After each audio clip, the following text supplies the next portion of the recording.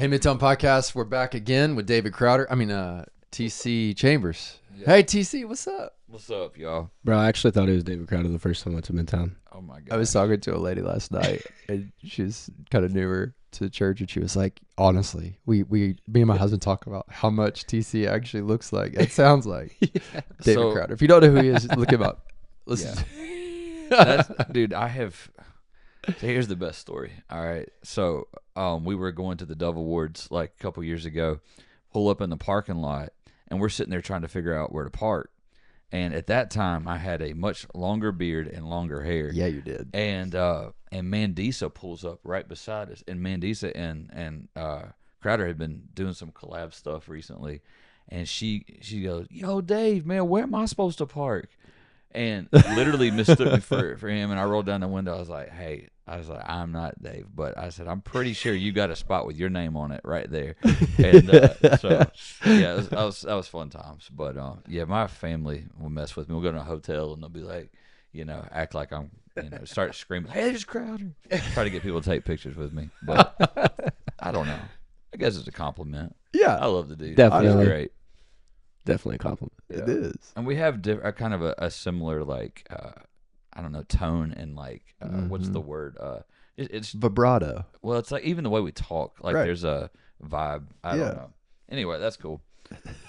Gosh, I had to break the ice with it. Yeah, that's fun. It's cool. Today we're filming with David Crowder. Yeah. Well, man, it's an honor to have you here with us. And we've walked together for years now, and people see you randomly that go to church with us and whatnot, but never really just heard some of your story, and just love today just to get to know TC a little bit. Yeah. Yeah. So I guess my walk with Jesus started when I was about 9 years old. My grandmother had recently passed, and for the first time I'm hearing about heaven and about like me seeing my grandmother again and just processing all this stuff as a kid, and so started to ask questions. And over the course of a couple years, she passed when I was 7, so about a year and a half or so, I'm asking questions.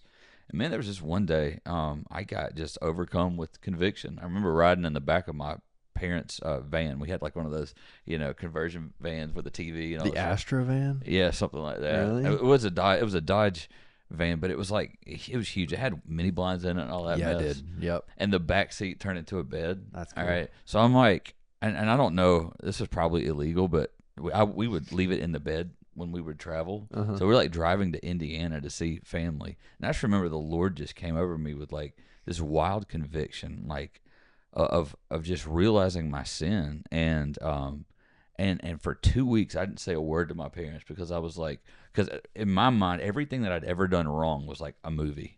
And I started just realizing like my humanity and my sinfulness. So finally I go to my parents a couple weeks later, and I'm like, I'm a horrible person, and I just go through everything, start confessing everything that I had done. And I was actually under their bed at that moment. Like I was like scared of what was going to happen. So I literally got under my parents' bed as I was confessing, and they led me to Jesus. Wow. And it was the most beautiful thing that I'd experienced. And fast forward, I was a part of a church in Gastonia, North Carolina, and had some great friends there. And I think that's when I really started to sense like this thing. We can call it a call to ministry now, but at the time it was just like, I just want to give my life to Jesus, and I want everything I do to be for His glory as I'm waging the war of being a teenager, and all of these things. And had a great support system, great youth pastor that invested in me, and saw some leadership capabilities, started leading small groups, and started experiencing people coming to know Jesus. And at that time started writing music. Yeah. And I used music as a way for me to just kind of process my feelings, my thoughts, and just kind of let you know where I was at. Like I was at this the first song that I wrote and performed was a song called "Make Me Something," and the start of the song was "God, I failed again," and it was just like I was at that point in my faith journey, I was still so stuck on the shame, and I had a perception of God that like, yeah, He loved me, yeah, He was a savior, but He was also heavy-handed and upset with me when I screwed up, and I was in this war and this tension with Him, and kind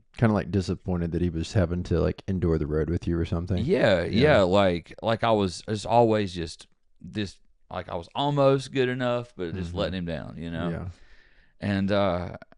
and so I had this view of God that kind of shaped, those years, and I got to this place where, man, I could not, like, I just couldn't, I don't know, it was like this deep conflict, because I'm like, I know I've been forgiven, and I know that Jesus has set me free, but I don't feel free.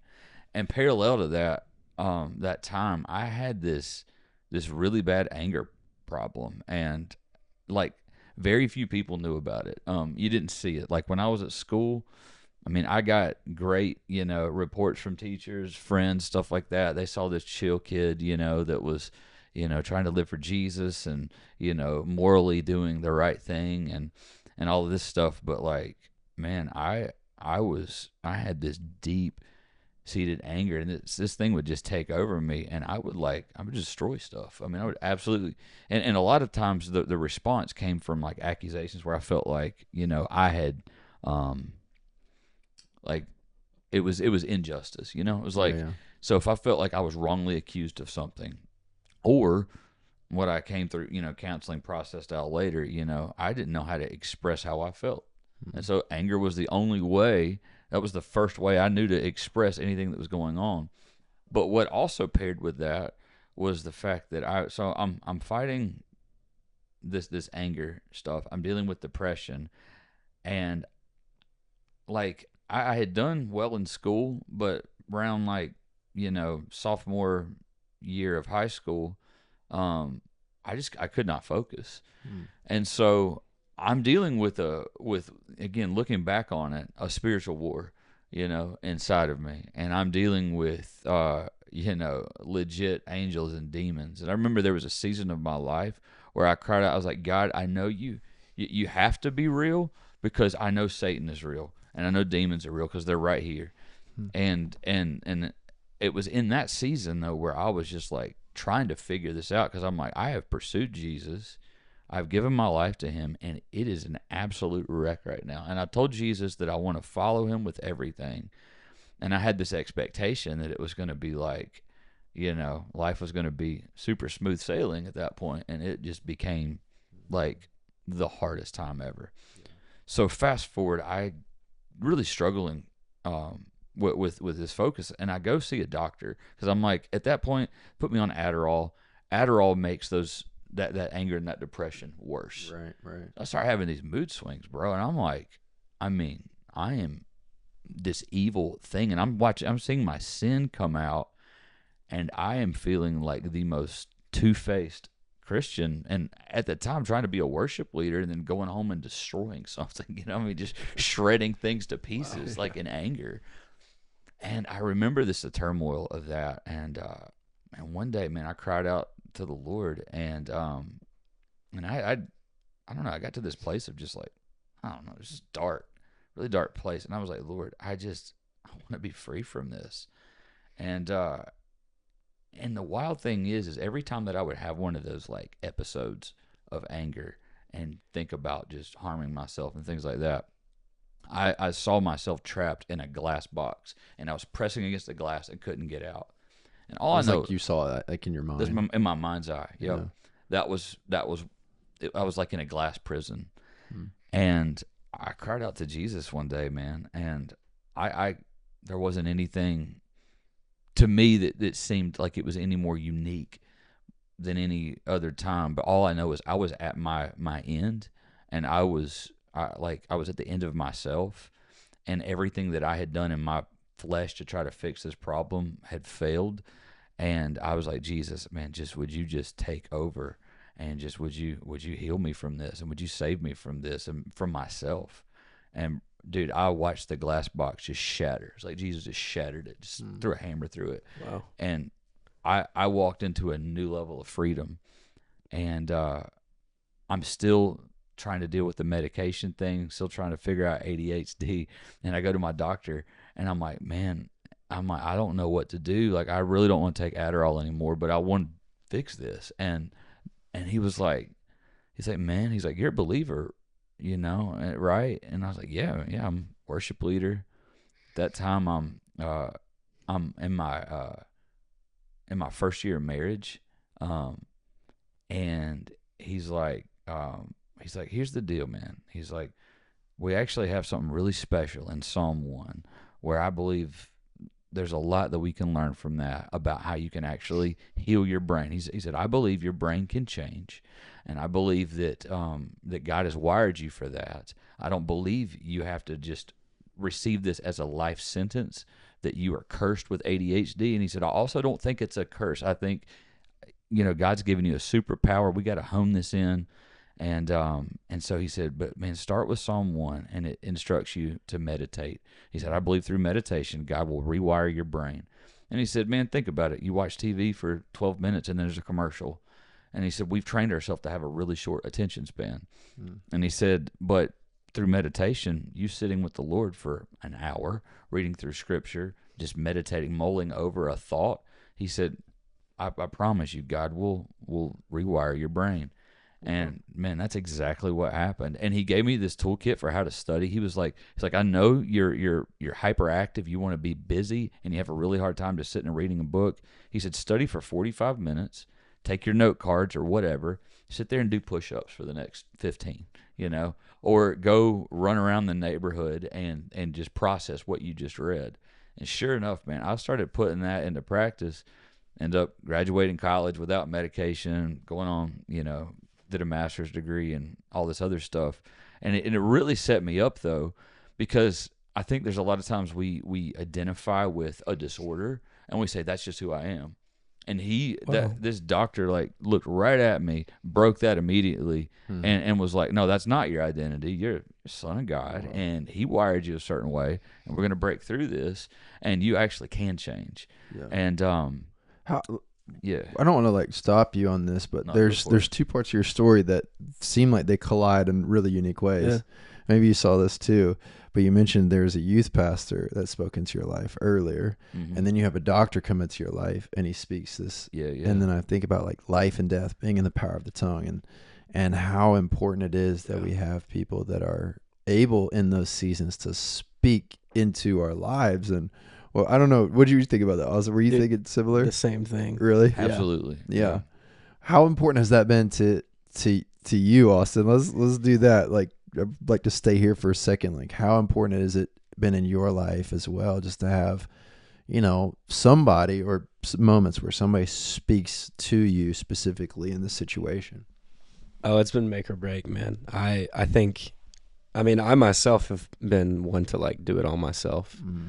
And with that, I like to internally process, but most of the time that's not good for me, but I prefer it. So oftentimes when I have someone that I respect, whatever they say, I'm going to go do it, is how I spent a lot of my life. Yeah. So it's just and the tongue is the power of life or death, like we were just saying. And it's bro. So that's wild. I was just that doctor came out of nowhere. And he was how did he know that you were a believer? So we had the conversation. I told him, I'm pretty sure there was a time where we sat down and I was like, man, I'm involved in the church. Here's where I'm at. Here's where I'm, here's kind of my beliefs on, all these different things and what I'm wrestling with. So we had the conversation. But then he was also a believer, and he had his, it was just cool how science and his faith came together and legit was wild for me, and I trusted him. And that's such an uncommon conversation to have with your doctor. Oh, I know. Yeah. Dude, I don't know if I've ever heard of that before. Yeah. I mean, it was one of those God ordained moments of just of breakthrough. And the thing that's interesting too with those is that I fought them. Like I would fight those things and those people trying to help me. Like I remember feeling that way in the midst of like the time with with my youth pastor of just like, yeah, but you don't understand, but it's this, but it's this, but it's this. And even with the doctor, there was a little bit of like, all right, I mean, God hasn't helped me yet, kind of feeling, this hasn't worked yet, so why is it going to work now? And I would say the other side of that is an openness to receive. That's good, man. Like you have to be, and every moment of breakthrough in my life, I have resisted, and then it's only come when I've been willing to receive. Wow. So, and that's a wild thing because even in recent, in this past year, things that have happened. Like I don't know if you remember, like the concussion, and even the church praying for me. But Danielle called me. My wife calls me, and she's like, TC, I really believe that there's healing available for you if you will just receive it. Wow. And I remember in that moment, like I could barely talk because I couldn't process like what was in my head and get it out in words. And I just remember doing that. I was like, God, I have to receive. I have nothing. And immediately, like clarity comes, and I download everything that had been on my brain for the past 3 weeks, write a sermon the next day. Yeah, I mean, it was instantly clear. Wow. And he got a concussion. If I remember, you were hammering a metal pole into the ground. Yeah, it ricocheted off, and like you hit yourself with a hammer in the head. Pretty much, it wasn't quite a hammer. It was a steel tube that was weighted like a hammer. It was a 10-pound piece of steel that I pulled right into my skull. You were bleeding everywhere. Oh, it was awful. Yeah. Oh my gosh. Bleeding everywhere. Yeah. It's great. When was this? 2021-ish. Jeez. Yeah. That's wild. It's wild. It's great. It's great. It's actually amazing. There's so many stories like that at Midtown. Oh yeah. That's so cool. I know we had some times. We've had a lot of seasons together. We've seen a lot of hardship and a lot of healing and a lot of breakthrough and a lot of challenge. Like, it's all that. It's great. But yeah, I think that's the biggest thing for me in just learning the gospel, because the gospel, and I guess that's the other part of my story, is that there was the first experience of Jesus when I surrendered as a kid, and then there was this thought process when I was at war with myself that like I did something back then, so why am I not experiencing something right now? But it is a constant, it is a daily thing of experiencing Jesus and being reminded of your need for salvation, and a daily like place of desire and receiving too, that keeps it's like the maintenance of the soul. You look at King David, because he's like, restore to me the joy of your salvation. This was a guy that knew all about God and the blessings he had, but in this season of his life, he's asking for this restoration of joy. And I think that's just a normal ebb and flow. Yeah. But I think I find myself there a lot. Like, God, would you remind me, man? Remind me of the cross. Remind me of that great need. Mm-hmm. And because I mean, the minute I think I got it figured out, man, that's the downfall. Yeah. Whoa. I think there's a couple encouragements for everybody who's listening. As I'm listening, I'm encouraged by. I know that there's people out here who feel like they are that doctor, they are that youth pastor, and they're speaking words to people, and they're not quite getting through, quote, they're just not quite landing. But there is a moment that really did make a big difference. And so it's huge encouragement to continue. And then those who are receiving words that it's hard to receive because it's not really where I'm at right now. It's not what I want to hear right now.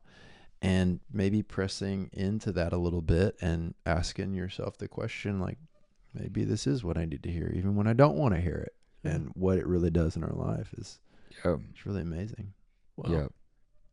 Yeah, it's huge too. And just a word to youth pastor. If you're a youth pastor listening to this thing, man, when I was in ministry, it was like, I think it felt like a stepping stone for a lot of people. Like youth ministry was a stepping stone. Yeah. This particular youth pastor was a youth pastor in like as long as I'd know. I don't know, maybe something's transitioned, but I mean, he was a youth pastor to be a youth pastor. Yeah. You know what I mean? He was called into that, and I just there's something so significant to the time you have with students, and students are going to be knuckleheads, and they're going to be wild, but what we sow in, it will reap a harvest. Sometimes though, you're sowing in winter and you don't know what's going to happen. You might not get to see summer. You know what I mean? Right. You're sowing in a season where you might not get to see the end,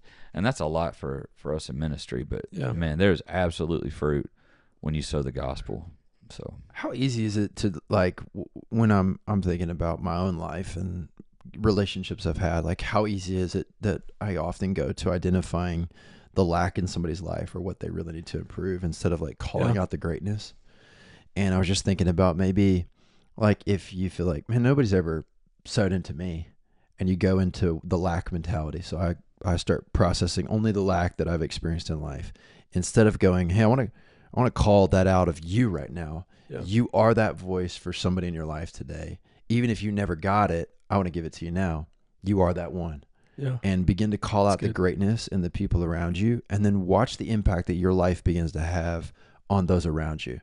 And I think if we process only in the lack versus my great call, high calling right now, you'll oftentimes miss those moments with people. Mm-hmm. And if you're calling out only the lack in your life, most likely you will only call the lack out in other people's life. Right. If you're focused on the wonderful abounding blessings that I'm living in, you will more than likely call out the abounding blessings in somebody else's life. Yeah. And so I just encourage anybody listening, like there's so much blessing and the power that you hold to actually speak those words of life over somebody or call out the greatness in somebody. You have that potential, whether you received it or not. Yeah. And in Christ Jesus, he's called out the greatness. He's given you the greatness. You do have greatness. And so call it out in other people, what you see, and watch the impact. If you ever want to make an impact, you don't need a stage. You just need to start using your words. And when you use your words well, you will see a wonderful experience in other people's life and a growing, what we call like a harvest. Like it'll actually grow into something really beautiful over time. I'm reading this book, and I was actually reading it this morning, and it was talking about how what we spend our time doing is who we will become. And it's like going along with that. And I think life comes back from that. Yeah. If you just practice the like pouring out life, you'll receive, just from the pouring, because that's him, that's this right here, know. Just do that, and it's like gonna feel like you're forcing yourself to do it. Yeah. How would you say, like, because one thing that you just said that I think can feed into this is the moment that we think we have it figured out is the moment that we have this great downfall. How has that been so foundational for your journey since then, since you had that realization? Well, I still don't think I've completely learned that, although I mean I know it, because I think in my journey I have come to these seasons. I think I've come to know myself in knowing Jesus and Jesus' gentle walk with me. He's helped me know myself, and in that I've been able to become aware of my tendencies. I mean, I think that's the thing. Like I've been okay to confess. There's a lot of pride, that I and pressure I put on myself as a leader within the church. I mean, because the other side of that was, at 16 I had my first leadership role in our youth group. At 17 I had a leadership role on Sunday morning. And it just went from there. So there was all this pressure I put on myself that I had to have it together. I had to know the answers. If I didn't, then I was failing God and the people, Right. And so I had to get to this place of just like, man, it is okay for me to not know it all, because I don't and I never will. But I do know the person who knows it all. And the more I put faith in him and less in myself, the more secure I actually am. And so I think it just, it led to this. I think it's at this place now where when I start to notice that I'm unhealthy and I take a step back and I'm like, why is it that way? It's because I'm fighting. I'm fighting that reality that at the end of the day, man, I don't know. I don't have it all figured out. I need grace. I need my friends. I don't need to try to figure this out on my own. And that's kind of how it's even, I mean, manifested like even recently with our team, you know? I mean, it's just, I need to be told, I need to be like, I need people who love me, who see me, who for the whole of who I am, that see my flaw, but also what I can be, you know, redeemed in Jesus, and to speak truth in love. Yeah. Wow. I think it's one of the key marks of maturity. Yeah. Oftentimes when we think about that word maturity, we think about somebody who never really makes a step in maybe a step in the left or the right direction, you know? Right. It's like, I don't really see that. I see a mark of maturity being somebody who's humble enough to understand their humanity, and then to hear when the truth is actually spoken and then respond in kind. And I think it's the highest mark of maturity is to walk in humility, knowing your humanity, and yet our great call with one another, and in that call to love and endure in the process, and knowing that we're all in that together. I think it is the highest mark of maturity in my book. Yeah. And I think culture like is very like exceed your limitations. Like do it all, do everything. But I feel like there might be more freedom in accepting our limitations. And then, because then that's where we just come to this place of like what we're talking about this whole time. I'm nothing. It's him. Everything is him. And it goes into the whole idea that we're not all the same part in like what the Bible calls a body, you know, and just really understanding our great need and difference. And that's wonderful. I don't really need everybody to be like me, but I need you to help me walk, you know what I mean? Yeah, like exactly. I wouldn't be able to walk without you. I need you to be you so I can be me. Yeah, right. And we need each other in the process. Yeah, absolutely. It's really good. Yeah, that's really good. What was it with music? How did you get into that? Because you said that became an outlet for you. Yeah.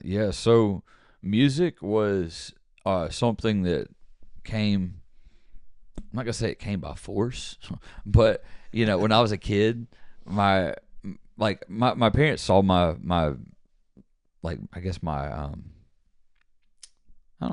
love for music. Like I had drum sets, I had all this stuff. I would like, you know, I try to turn anything into a drum around the house. But so they're like, we want to teach you like piano. We want you to learn piano.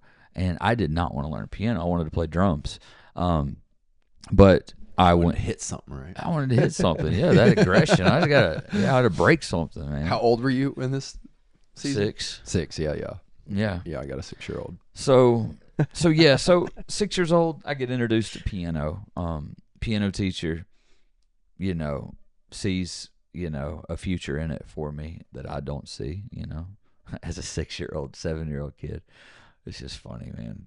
The things that I thought I knew, you know. But anyway, teacher invests in me, and eventually I get to this place where I started experimenting with other instruments, and I do end up playing drums. Drums becomes like my main instrument, but at the same time, our youth group at the time, we got a projector, and you know, we didn't have tracks at that point. I mean, you had like your, I don't know, like Lord Lift Your Name on High, you know, like DVD or whatever that you might sing to in youth group.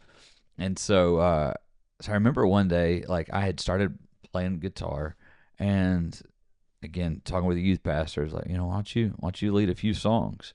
Started leading some songs. There were some other musicians in the band, and something just clicked in me where it was like, I know I want to serve Jesus, and I see my choir director, and I see the youth pastor, and I see the senior pastor behind the pulpit, and I was like, those are the 3 examples I have of quote pastors, and I was like, I don't see myself being any one of those guys, but I want to figure out what it is to take this, you know, and love on people with that.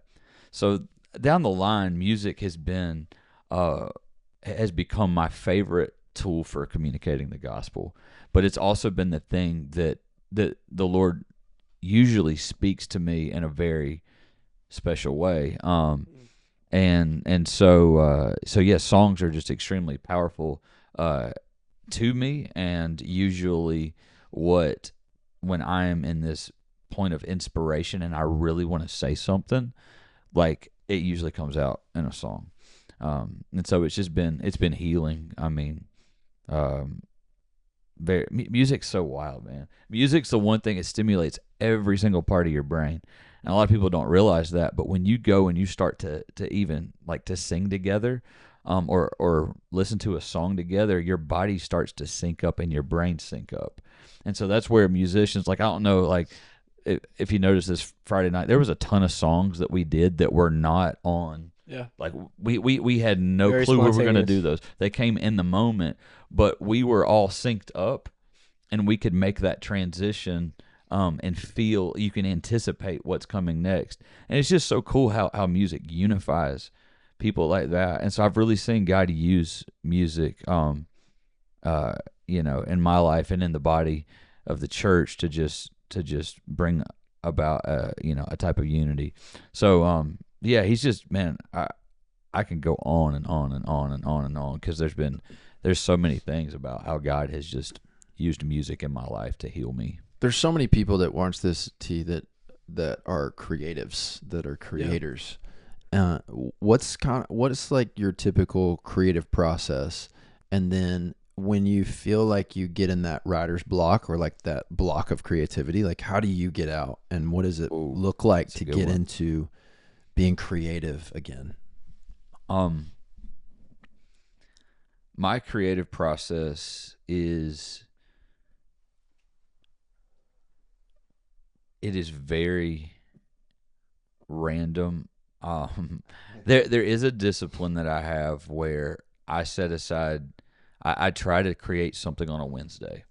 Wednesday is usually a point in the week where I feel that I'm far enough, like, because for me, as as a worship leader in the church, Sunday's the big day, and Sunday's the day that taxes a lot of my emotional, like it spiritual, it just drains me. So Monday's like refuel, get the plan for the week. Tuesday, execute the stuff, like eat the frog kind of thing, like get the stuff out of the way you don't want to deal with. What does eat the frog mean? All right, there's a because I don't ever want to do that. All right, but that's the whole point. Okay. If eating the frog would be like the nastiest, worst thing you could do is eating like a raw frog just hopping around. That sounds horrible. So, but if on your to-do list, if you get rid of the things that you don't want to do, and they're the hardest task, get rid of those first. Then you have a lot more emotional space for the rest of the week to do what you want to do, rather than dread. Like you do all these fun things, but not, or creative things, but you're still dreading this one thing. Oh, wow. So if you got a big, heavy conversation, or you got a big project to do, go ahead and knock a chunk of that off. And it's one of the ways I've been able to just be a lot more efficient. But there's a book on it, and you can Google "Eat the Frog" and it's a book. That's cool. So Eat the frog. all right. Monday you rest. Tuesday you do the hard thing, or part of it. Get a win. Yeah, get some wins under my belt for the week. Wednesday is usually a good day for me to sit, and where I feel relieved of my punch list enough to just sit here and just space out. Like, this is a great day for me to have this conversation, because again, it's a Wednesday. I've processed through a lot of that. I'm going to leave here and go to a songwrite. And I personally, I start to look forward to that. And it doesn't have to be a Wednesday. It just works for me. So I start to look forward to Wednesdays, knowing Wednesday's a creative day. That's awesome. But the thing that happens when I start to, like, I guess, get out of the creative process, I guess kind of a thing that hit me was, like, I went through a lot of discouragement. And you would think, like, discouragement, a season of discouragement, like, I dealt with it with health. I started to realize that I had this thought that I can't be creative, or I can't make the kind of art I want to make right now. And I really felt impressed to write the discouragement, right through the discouragement, to still journal. And it was wild because in the midst of the discouragement, that creativity stirred something in me. And so and I had some friends that held me to that discipline of that Wednesday creative day and would come and create. And it helped like propel me forward in that. So the biggest thing I feel is, number one, I think everybody has some creativity to find. They have, and I would invite you to find that place of creativity. But the other thing is, the thing that I really felt convicted about, for a long time, I did not create a whole lot because I didn't feel like I had the best environment. And I want it to be excellent. I don't have the best environment, therefore I'm not going to create. And I really had to process that because I was like, am I really creative then if I cannot create creativity should help you. Like, even if the environment's not great, if you're truly a creative person, then you should be able to, block some of those things out and be creative, or make an environment that's not ideal still functional. And so what happened was we moved into my mother and father-in-law's basement. There's, our nieces and nephews running around upstairs. There's no insulation. There's constant noise. So for somebody who writes and records music, that is not a good atmosphere, right? But I just got this deep conviction, like, if you can't create here, you're not going to create. Mm-hmm. And so, like, because this is life. This is life. So get out of this ideal headspace and, like, because there's also a part of it where I felt a deep call to create. So it was more than like, this is just creativity for myself, but this is for the betterment of the church. This is a contribution I have to the body.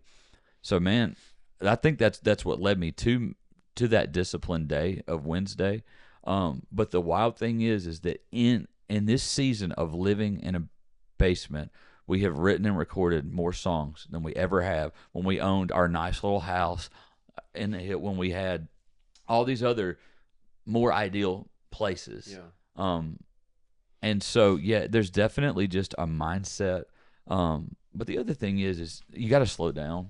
I think that's the biggest thing. You have to, if you feel like you got writer's block or whatever your creative block is, you have to pause and rest. There's an aspect of our brain where there's the part of our brain that processes like the involuntary things that you have to process, and then there's the creative side. But if you do not feel safe and rested, you have a really hard time getting into that creative side.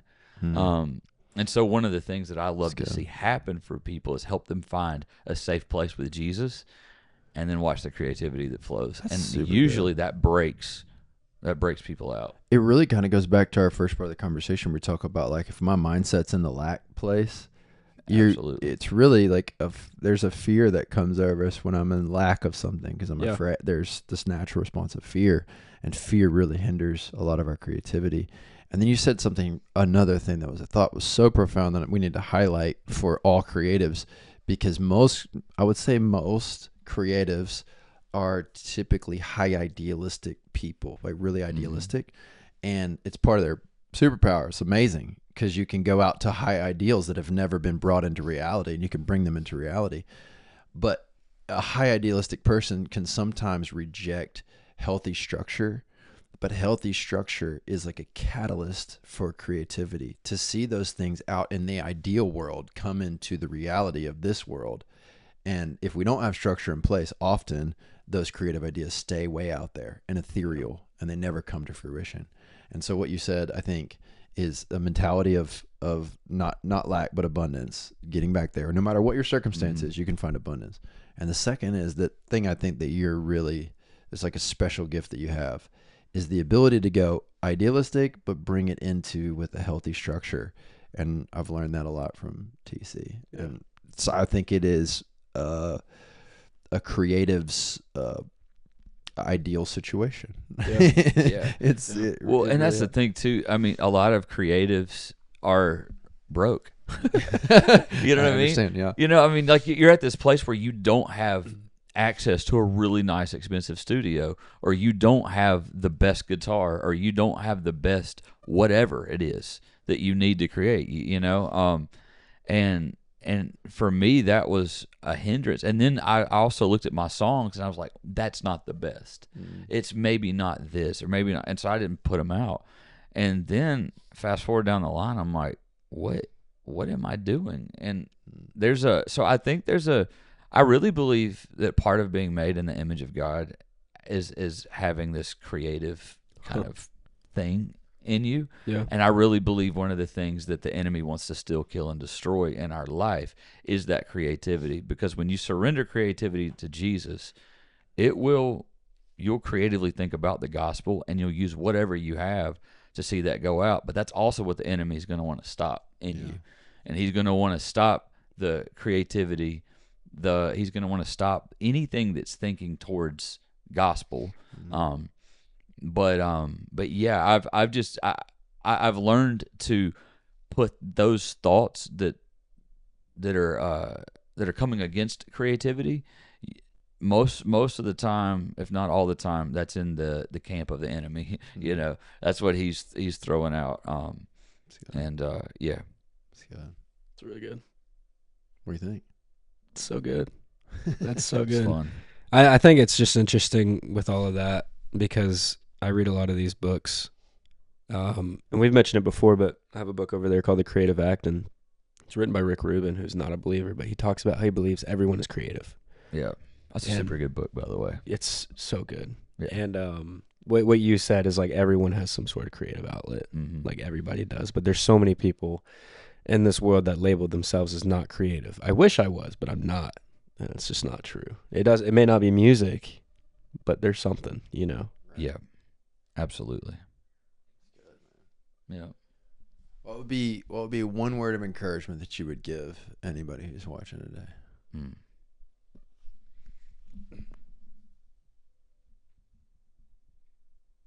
I think Jesus is really, really kind, really fun to be around, and I think God designed us with a very special purpose, and he wants to help us find what that is. And I think there's a lot of pressure we put on ourselves to figure that out on our own.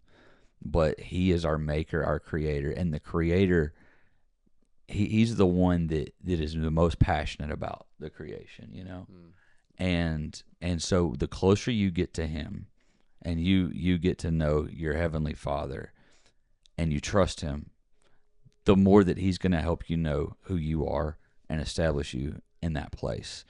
And so I would just say that my deep encouragement would be the fact that God is he's truly good, and he genuinely wants to be your friend. And the friendship with Jesus in this season of my life has produced more fruit and more creativity. The most, like the best version of me. It's been the best for my marriage. It's just been pursuing the friendship of Jesus, and just receiving the gospel on a daily basis. It's really, really good. He really, really loves me.